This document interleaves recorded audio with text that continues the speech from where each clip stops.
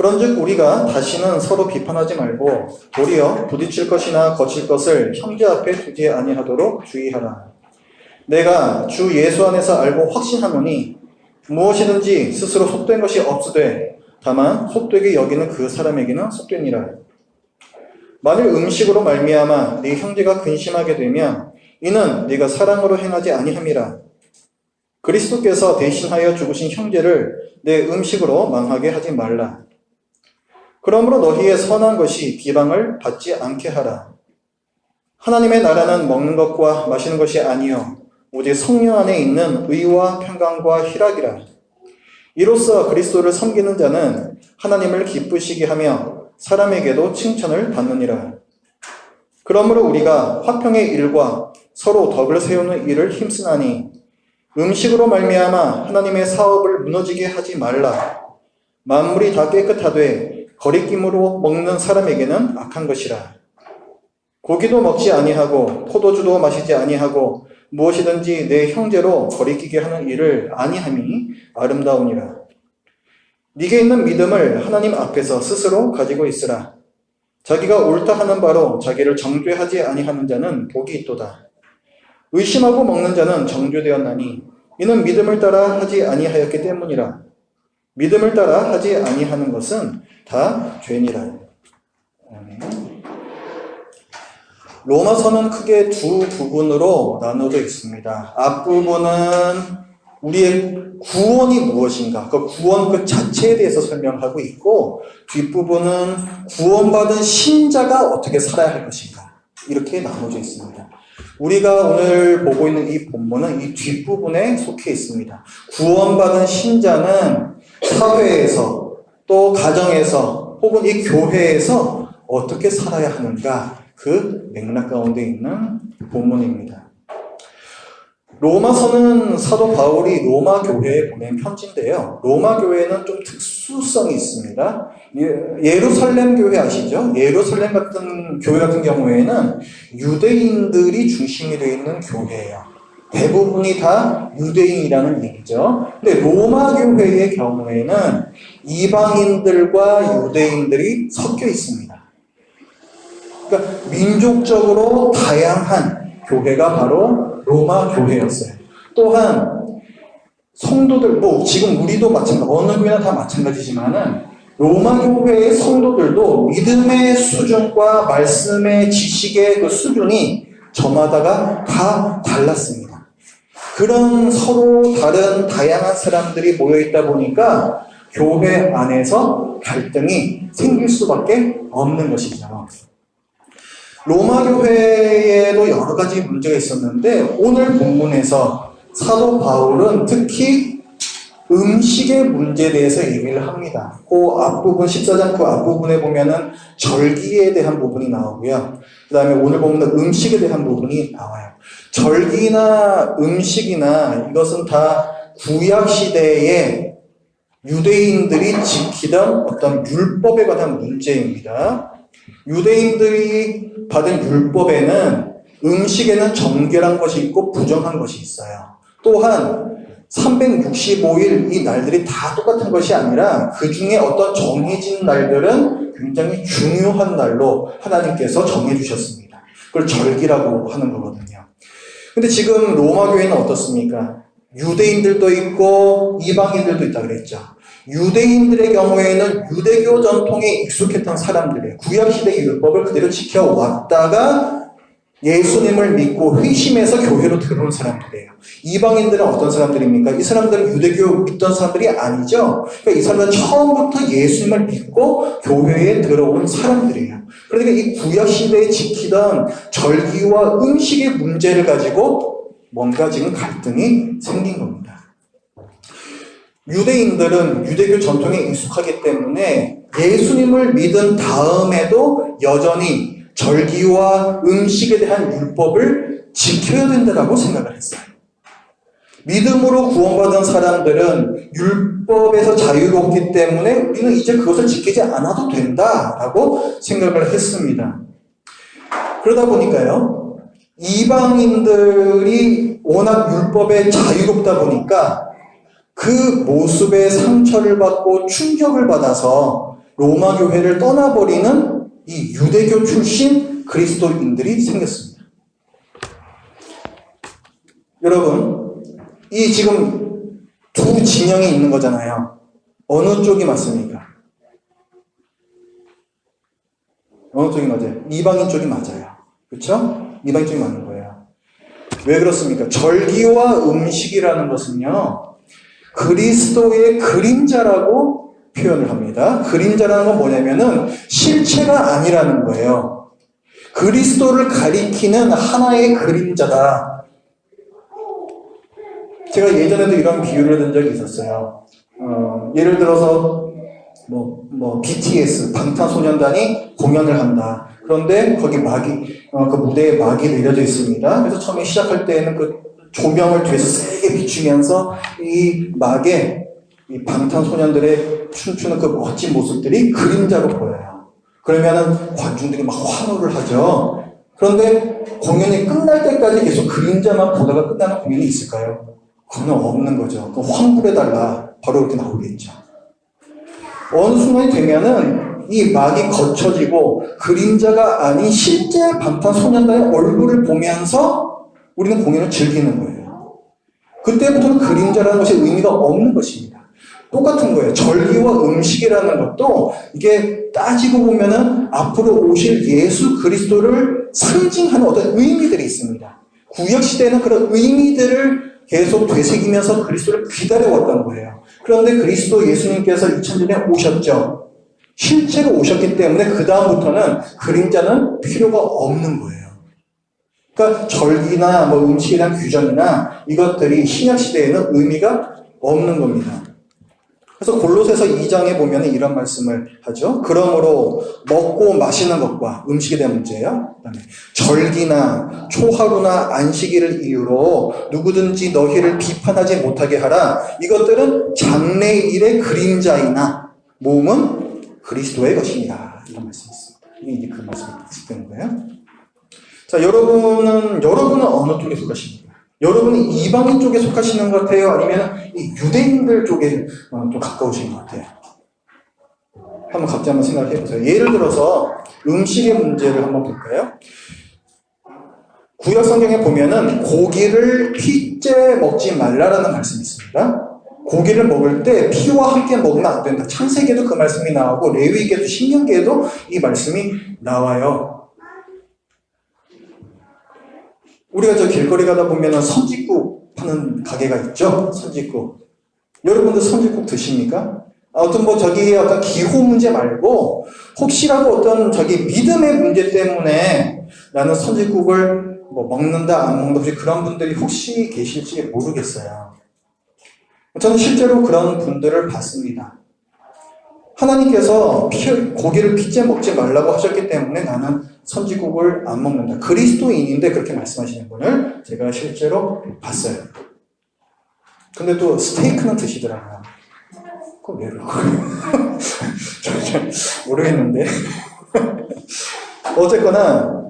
어쨌든 그 자기 신앙 양심의 문제로 그런 어떤 음식을 가리는 분들이 있다는 거죠. 또 제사 음식에 대해서는 어떻습니까? 물론 여러분들 집에서 제사는 안 드실 거예요. 그런데 이런 명절 때 되면은 친척들이 다 모인 자리에서 그런 자리에서는 제사를 드리는 집안이 있잖아요. 우리는 그냥 뒤에 뻘쭘하게 이렇게 서 있기도 하고 그런 자리가 있지 않습니까? 그럼 제사를 드리고 나가지고 그 음식들을 다 같이 먹어요. 그렇죠? 그 제사 음식은 어떻습니까? 여러분들 그 음식들을 먹으면서 뭔가 좀 그 마음에 좀 거리낌이 있고 혹시 좀 그렇습니까? 그 예수님을 안 믿는 분들은요, 이를테면은 그 조상님에게 음식을 바친다고 생각하잖아요. 그래서 따라드린 술, 이거를 또 나눠 먹습니다. 음복이라 그래요. 음복. 들어보셨어요? 음복? 복을 마신다는 뜻이에요. 조상님께서 이제 이 제사를 받으시고 우리에게 복을 주셨는데 그 복을 우리가 이 술잔을 나눠 마심으로 마신다는 거죠. 제사 음식을 같이 먹는 것도 그런 의미가 있을 수도 있는 거죠. 그럼 여러분들은 어떻습니까? 그 음식들을 자유롭게 그냥 드십니까? 아니면 뭔가 좀 깨림칙하면서 그래도 배는 고프니까 그냥 드시고 어떻게 하십니까? 고린도전서 8장에서는 이렇게 말씀합니다. 그 제사 음식에 대해서. 그러므로 우상의 제물을 먹는 일에 대하여는 우리가 우상은 세상에 아무것도 아니며 또한 하나님은 한 분밖에 없는 줄 아노라. 이렇게 말씀해요. 이게 무슨 말이냐면은 제사를 드리잖아요. 그럼 안 믿는 분들은 그 조상신이 와가지고 그걸 드시고 간다고 생각하잖아요. 그런데 실제는 어떻다는 거예요? 그런 거 없다는 거예요. 아무것도 아니라는 거예요. 뭐 귀신이 와가지고 이렇게 뭐 맛보고 가고 그런 거 아니라는 거예요. 그러니까 거리 끼지 말고 그냥 먹어. 음식은 그냥 음식일 뿐이야. 이런 말씀이에요. 관계가 없다는 거예요. 선지국은 어때요? 고기를 핏째 먹지 말라고 했는데 그건 어떻습니까? 디모데전서 4장에서 이렇게 말씀합니다. 하나님께서 지으신 모든 것이 선함에 감사함으로 받으면 버릴 것이 없느니 하나님의 말씀과 기도로 거룩해집니다. 거룩해진다는 것은 말씀과 기도를 통해서 되는 것이지 본래부터 거룩한 음식이 따로 있는 것이 아니다라는 거예요. 하나님께서 지으신 모든 것이 선하기 때문에 그렇다는 거예요. 그렇기 때문에 우리가 선지국을 먹어도 아무 문제가 없습니다. 그런데 이런 이제 문제들에 대해서 실제적으로는 다양한 반응들이 나올 수가 있어요. 어떤 분들은 이제 이쪽 극단에 있으신 분들, 유대인들처럼 내가 알고 있는 거하고 다른데? 내가 알기로는 그러면 안 되는 건데? 그러니까 나는 선지국 안 먹을 거고, 난 제사 음식 안 먹을 거야. 이런 분들이 있을 수가 있습니다. 그리스도인인데도 불구하고. 또 어떤 분들은 알아요. 이제 성경을 보시면서, 아, 이건 아무것도 아닌 거구나. 다 선한 거구나. 이게 뭐 되는 거구나. 알기는 아는데, 그런데도 지금까지 내가 해왔던, 지금까지 내가 계속해서 선지국을 안 먹어왔어요. 그런 것들이 계속해서 좀 마음에 걸리고, 또 구약의 말씀도 괜히 자꾸만 또 걸리고 해가지고, 여전히 좀 깨림직해 하시는 분들도 있을 수가 있습니다. 또 한편으로는 이제 또 이쪽, 이제 또 진영에 계신 분들이 있을 수가 있죠. 이런 분들은 아주 자유로워요. 아무것도 아니야. 먹으면 돼. 뭐 자기가 싫어서 안 먹는 거 어쩔 수 없지만은 사실은 신앙적으로 아무 문제 없는 거야. 이런 분들이 있어요. 이게 더 극단으로 가면 어떻게 되냐면은 야 그리스도로 인해 가지고 우리는 자유롭게 됐잖아. 우리 율법에서 자유롭게 됐잖아. 근데 너는 왜 여전히 율법에 매여 있냐? 이렇게 얘기를 하면서 오히려 자기가 누리는 자유를 더 과시하려고 그러고 더 강요하려고 하는 사람들까지도 있어요. 근데 이제 극단까지 간 거죠. 자, 바울은요, 이런 사람들에 대해서 어떻게 얘기하냐면은 이쪽에 있었던 사람들 있었죠? 이쪽에 있었던 분들. 그리스도로 인해서 누리게 된 자유가 있는데 그것을 아직 제대로 못하는 분들이 있고 알긴 아는데 좀 그래도 뭔가 좀 끼림직해 하는 분들, 이런 분들은 믿음이 연약한 자들이다. 이렇게 본문에서 이제 표현을 합니다. 사도 바울이 그렇게 표현을 해요. 그리고 성경을 지식적으로도 잘 알고 있고 실제로도 그런 자유를 누리고 있는 이런 사람들을 믿음이 강한 자다. 이렇게 표현을 합니다. 자, 여러분들이 믿음이 강한 자라고 생각을 해보세요.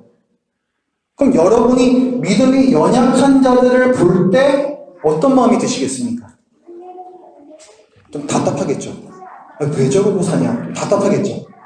그러면 어떻게 해야 되겠어요? 알려줘야죠. 그죠? 알려줘요.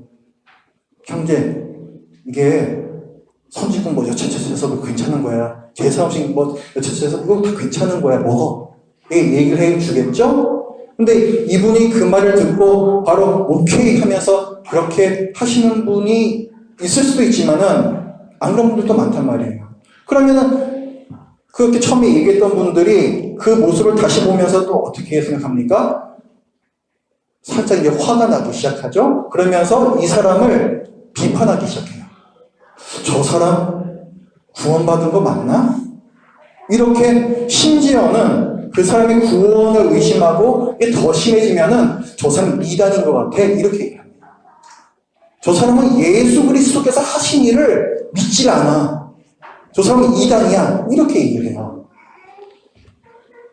왜 이렇게 얘기해요? 나는 옳고 저 사람은 틀리니까 그렇게 얘기를 하는 거죠. 자, 나는 옳고 저 사람은 틀리다라는 이 사람의 생각이 맞는 거예요? 틀리는 거예요? 맞잖아요. 성경에서 말씀하고 있잖아요. 선 짓고 죄 짓고 아무것도 아니라고 먹으라고 말씀하고 있잖아요. 그러니까 이 사람의 생각이 맞는 거예요. 맞는 거예요. 그러면요, 이 믿음이 연약한 자들은 선 짓고 안 먹고 제사 음식 지금 안 먹는데 그래서 구원 못 받습니까?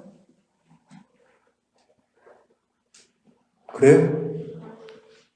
이 사람들은 그리스도인이 아니에요? 이 사람들이 지금 어떤 본질적인 문제에서 뭘 잘못 알고 있습니까? 선지국 먹고 제사 음식 먹고 이런 문제가 구원받는 거하고 관계가 있냐고요. 관계 없잖아요. 구원받는 건 어떻게 구원받는 거예요? 예수 그리스도를 믿음으로 구원받는 거죠. 그러니까 지금 음식에 대한 문제, 절기에 대한 문제는 비본질적인 문제라는 거예요. 근데도 불구하고 이 사람들이 입장에서 한번 생각해 보세요. 이분들이 왜 선지국을 안 먹고 왜 지금 제사밥을 안 먹으려고 하고 있습니까? 왜 그럴까요? 이분들이 정말 생각하기에 내가 제사밥을 안 먹는 걸로 혹은 선지국을 안 먹는 걸로 내가 율법을 열심히 지켜서 그걸로 내가 구원을 얻겠다 그렇게 생각하는 걸까요? 아니에요. 이분들도 예수 그리스도를 믿어서 구원을 잘 알고 있어요. 그런데 이분들은 아직도 이렇다면 여러분들 불상에 대해서 절하진 않으시죠? 안 되는 겁니다. 그거는 진짜 안 되는 거죠. 그럼 불상에 대해서 절하면 안 된다는 거하고 제사밥을 먹으면 안 된다, 선지국을 먹으면 안 된다 이런 것들하고 같은 레벨로 지금 아직도 생각을 하시는 거예요. 구별을 하지를 못하고 지식적인 부분이 아직 완전치가 않으신 거예요. 그렇기 때문에 사도 바울이 이런 분들을 믿음이 없는 자라 하지 않고 믿음이 연약한 자라고 얘기를 하는 겁니다. 그러니까 믿음이 연약한 자도 믿음이 있는 거예요, 없는 거예요? 그럼 구원을 받아요, 못 받아요? 받는 거예요. 받는 거예요. 예수 그리스도께서 이 믿음의 강한 자들만 받아주신 게 아니라 연약한 자들도 받아주셨다라고 사도 바울이 얘기를 해요. 그런 사람들을 왜 너희는 정죄를 하느냐 이렇게 얘기합니다.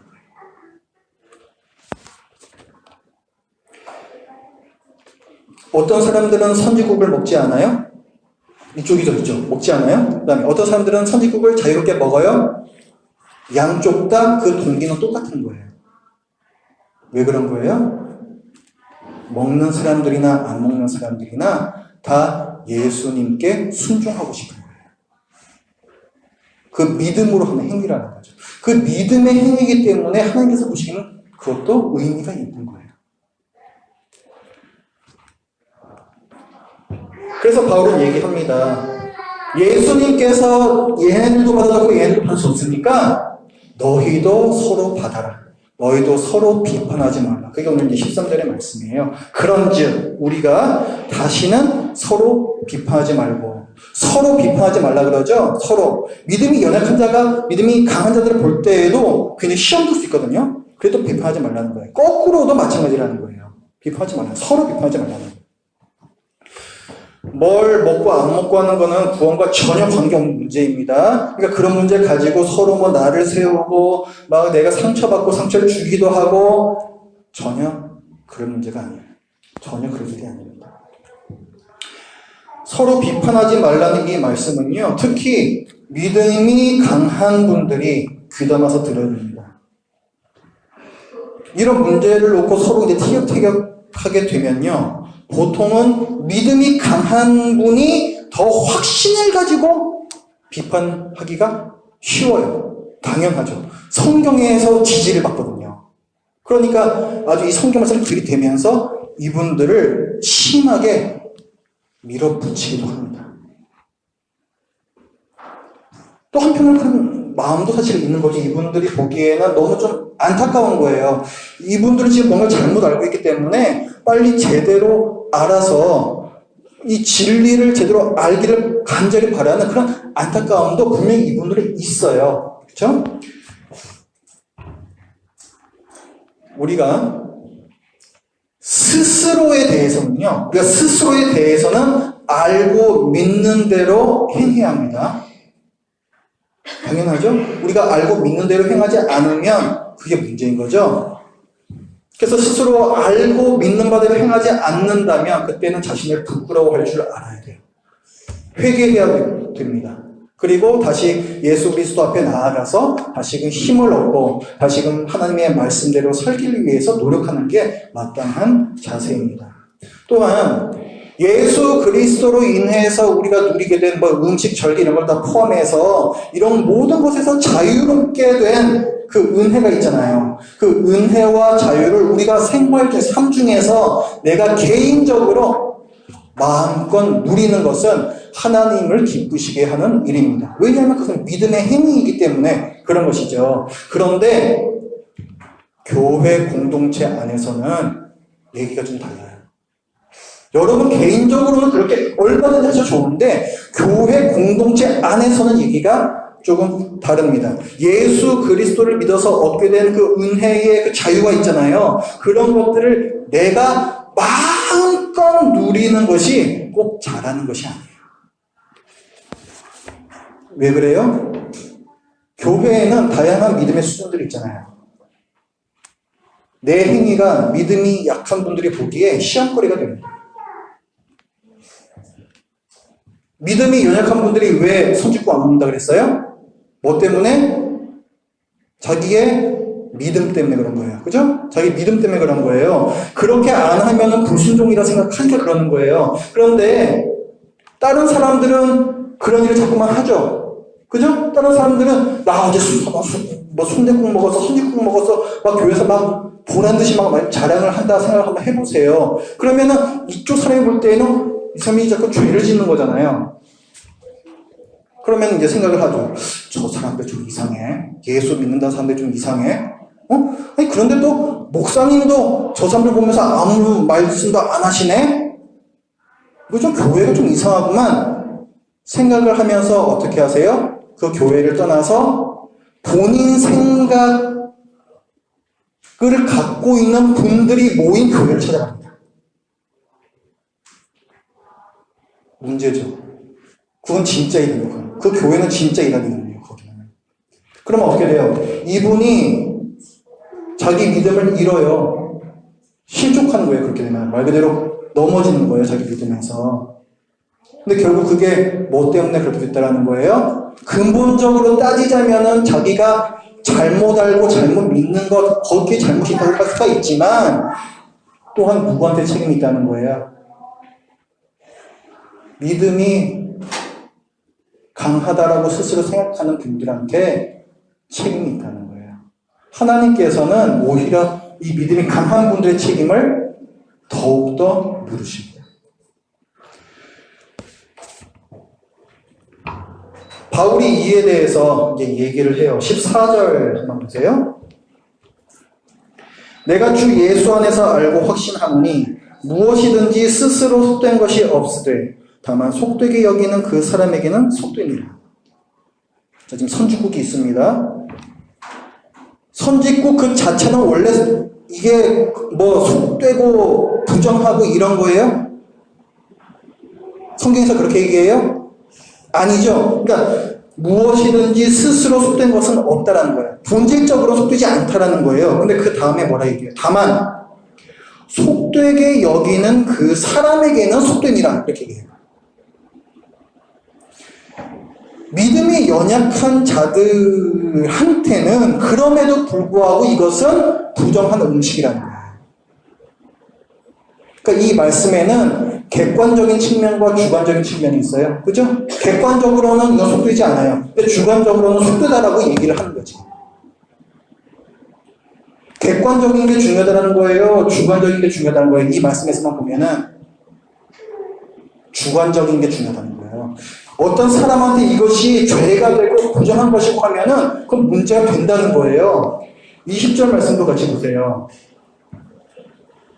음식으로 말미암아 하나님의 섭을 무너지게 하지 말라. 만물이 다 깨끗하되 본질은 다 깨끗해요. 그런데 뭐라 그래요? 거리낌으로 먹는 사람에게는 악한 것이라. 똑같은 거예요. 왜 악한 것이 될까요?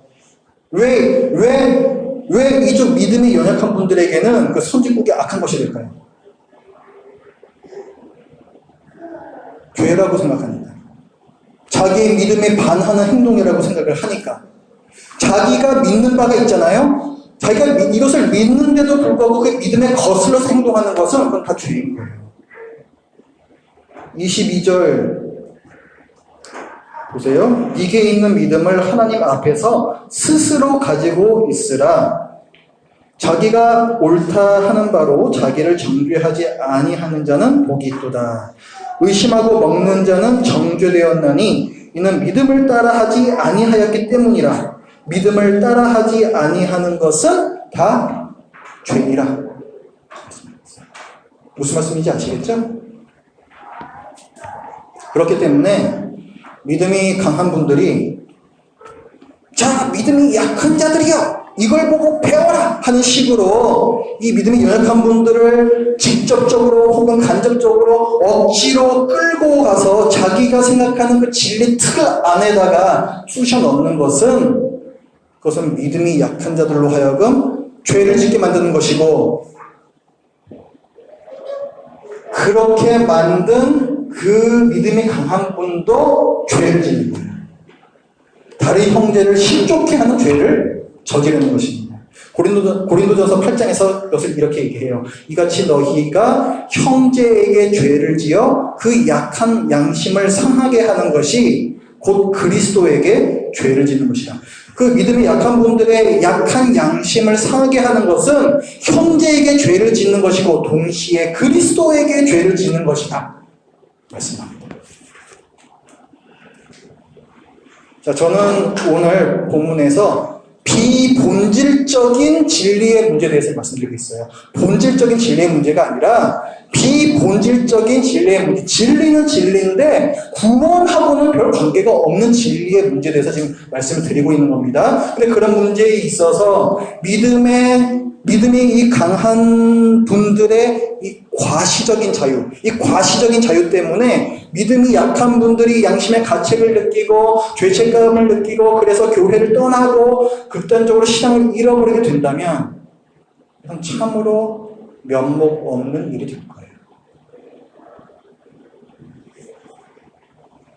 그까짓 음식이 뭐라고 정말 그 천하보다 귀한 한 영혼을 망하게 하는 일이 됩니다.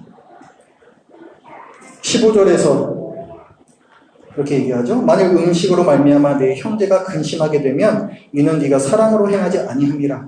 그리스도께서 대신하여 죽으신 형제를 내 음식으로 망하게 하지 말라. 17절도요. 하나님의 나라는 먹는 것과 마시는 것이 아니요. 그까지 먹고 마시는 게 이렇게 뭐라고. 오직 성령 안에 있는 의와 평강과 희락이니라. 그럼 본질적인 문제들은 넘어설 수 있는 거잖아. 그래서 교회 공동체 안에서 의와 화평과 사랑과 희락과 이런 것들을 얼마든지 더 이룰 수 있는 거잖아. 그게 더 중요한 거잖아. 그게 더 가치 있는 거잖아. 이렇게 말씀하는 거죠. 그 귀한 한 영혼에 대해서 예수님께서도 엄중하게 말씀하신 부분이 있습니다. 누구든지 나를 믿는 이 작은 자, 오늘 표현대로 하면은 믿음이 연약한 자가 되는 거예요.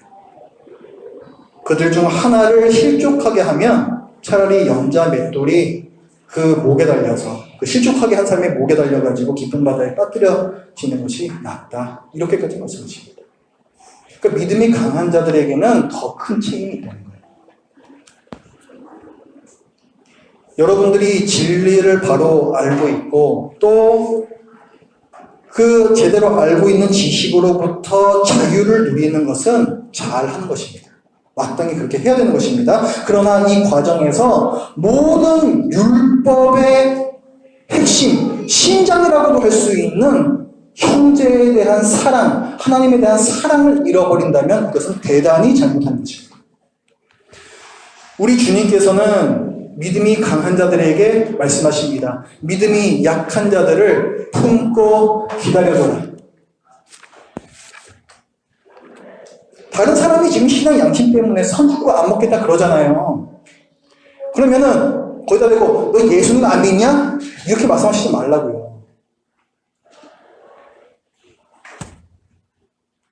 그렇게 얘기하면은 이 사람이 지금 자기 신앙 양심 때문에 불편한 게 있구나. 그럼 그냥 모른 척하고 아무 얘기도 하지 마시고 그냥 다른데 같이 가서 식사하시면 되는 거잖아요. 그렇죠?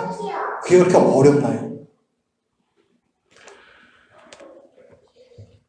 상대방한테 자유함을 알려주기 위해서 강요해서는 안 되는 겁니다.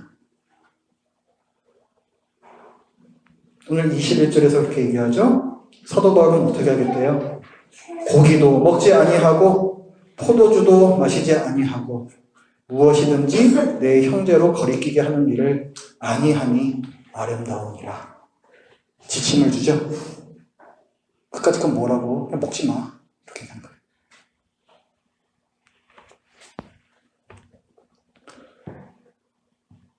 오늘 음식에 대한 문제에 대해서 많이 말씀드렸지만은 이거 말고도 우리가 신앙생활 하다 보면은 이런 비본질적인 우리 구원과 사실 별 관계없는 이 비본질적인 진리의 문제들이 많이 있어요. 근데 그런 문제에 대해서 우리가 어떻게 해야 될 것인가? 개인적으로는 여러분들이 믿는 바대로 하면 됩니다. 이 교회에서는 교회 공동체 안에서는 내가 하는 행동이 이 교회 공동체에 유익이 되느냐, 덕이 되느냐, 항상 그거를 생각하세요. 항상. 내 행동 때문에 다른 사람들이, 여기에 오고 있는 우리 어린 자녀들이, 어리지 않습니다만 지금은, 우리 자녀들이 혹시 오해는 하지 않을까? 혹시 상처는 받지 않을까? 그런 부분들도 생각을 하시라고요. 그게 하나님께서 보시기에 아름다운 것입니다. 우리 주님께서는 비본질적인 진리보다 교회 공동체의 화평과 덕을 세우는 일을 더 귀하게 여기세요.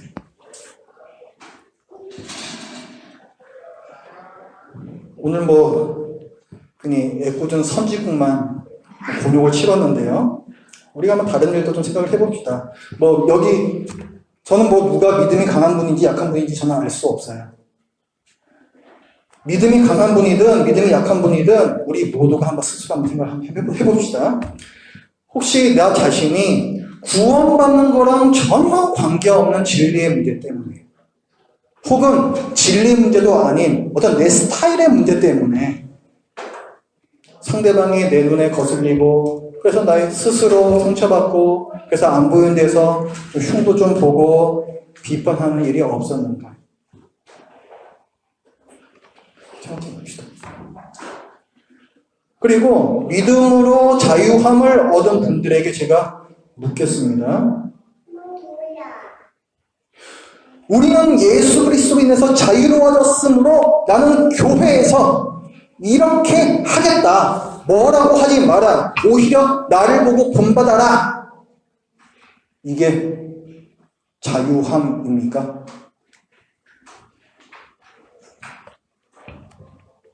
우리 모두가 그 자유함을 누려야만 한다라고 회귀화시켜버리는 것, 그것이 과연 자유인가요?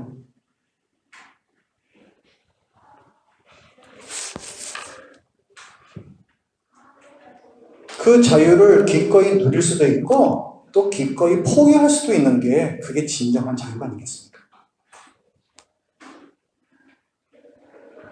진정한 자유로움. 구원과 관계없는 진리, 그죠? 구원과 관계없는 진리로부터의 자유함이라면은 그것 때문에 힘들어하는 상대방, 그 사람한테 오히려 나를 맞춰서 내가 그 자유함을 포기할 수도 있는 이런 사랑이 깃들여져 있는 이런 자유가 정말로 가치 있는 자유고 정말로 참다운 자유가 아니겠습니까? 사도 바울은 고린도전서 9장에서 이렇게 얘기하죠. 내가 모든 사람에게서 자유로우나 자기가 자유로운 걸 알아요. 그러나 스스로 모든 사람에게 종이 된 것은 더 많은 사람을 얻고자 하리라 말씀합니다. 이게 자유로움이란 거예요. 이게 내가 스스로 내버릴 수도 있는 자유로움, 이게 진정한 자유함이에요. 예수님께서 우리에게 보여주셨던 그 자유, 진정한 자유가 그거잖아요. 자기의 목숨까지도 기꺼이 내어주시는 그 자유함, 그거잖아요.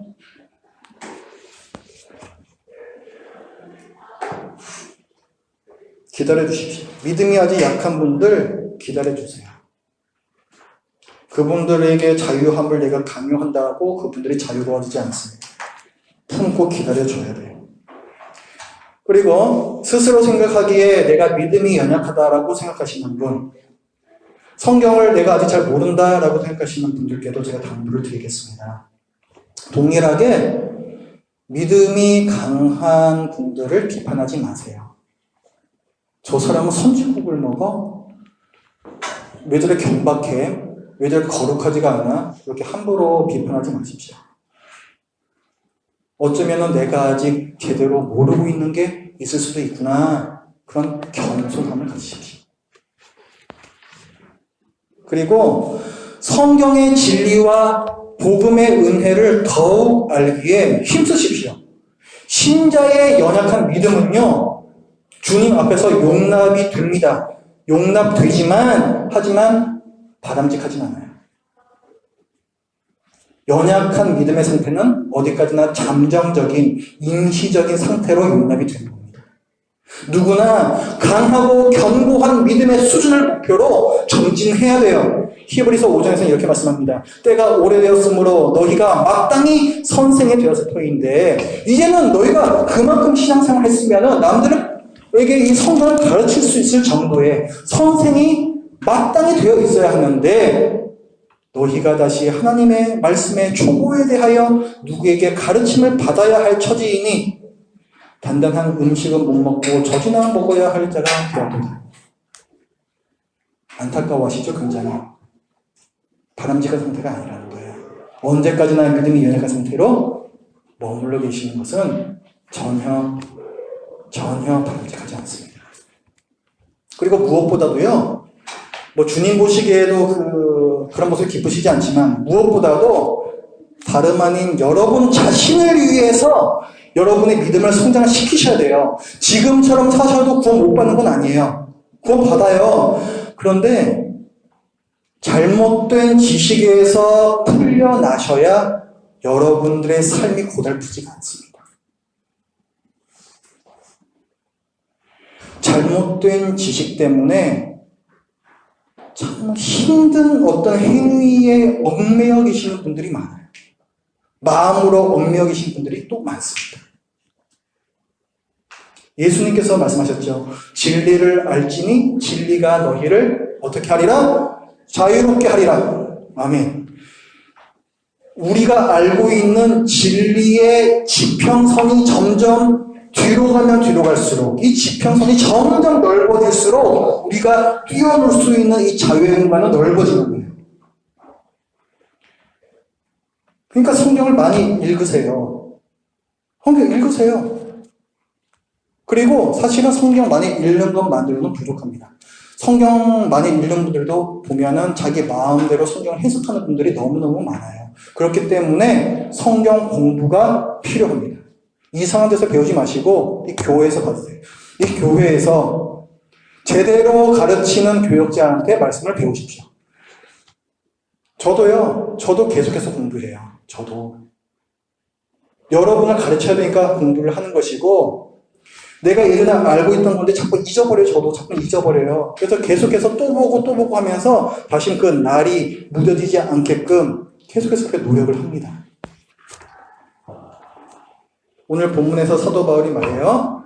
그까지도 음식이 뭐라고 얘기해요. 믿음이 강한 분들은